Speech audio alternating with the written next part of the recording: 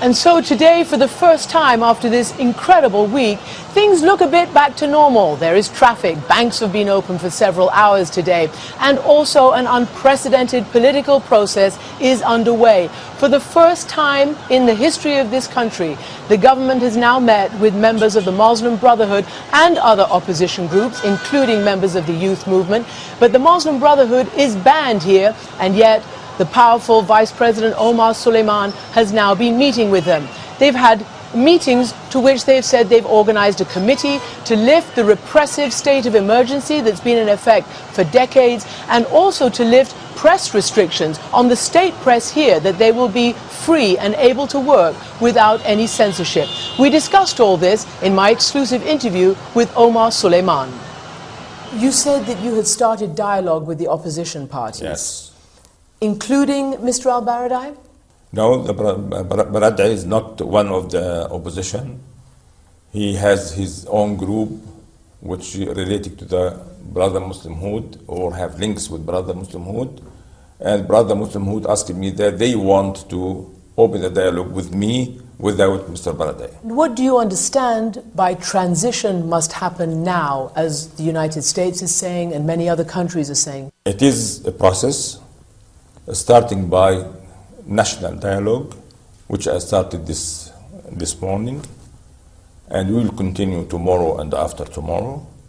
We want the young people to know that all your demands, all your requests, we respond positively, and we promise that we will do, and we need quite time to implement these things to happen.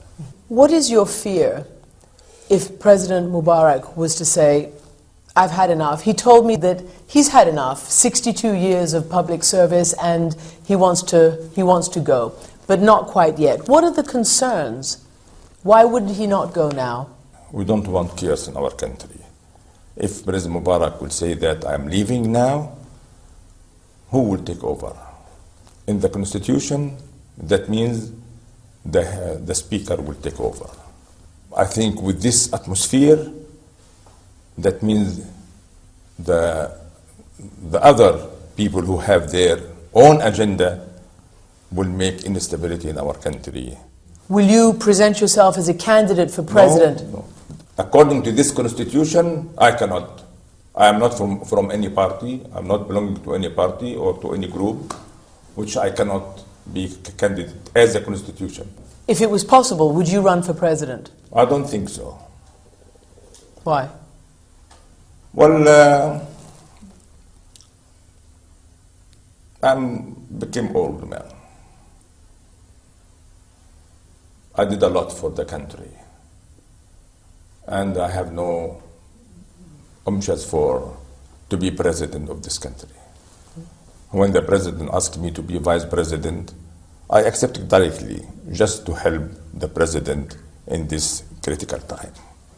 When you see what's happening on the streets of Egypt, of Tunisia, and now of Jordan and Yemen and Syria, what do you think?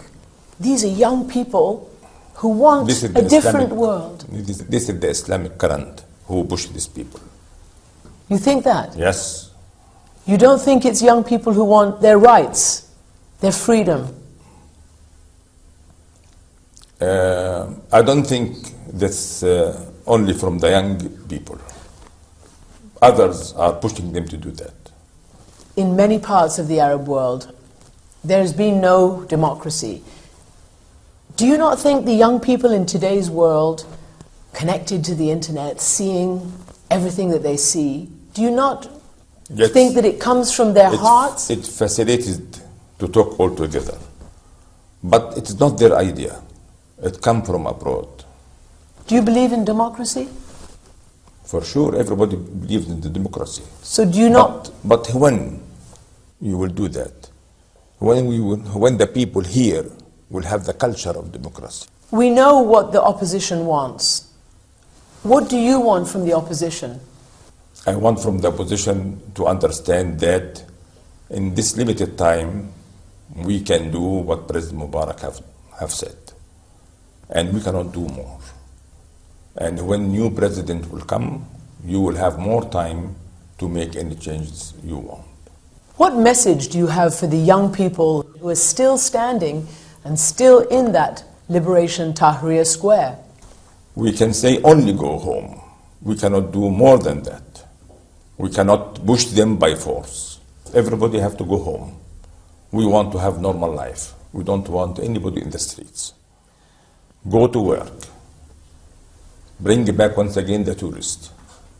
Go to the normal life. Save the economy of the country. Mr. Vice President, thank you very much for being with us. Thank you.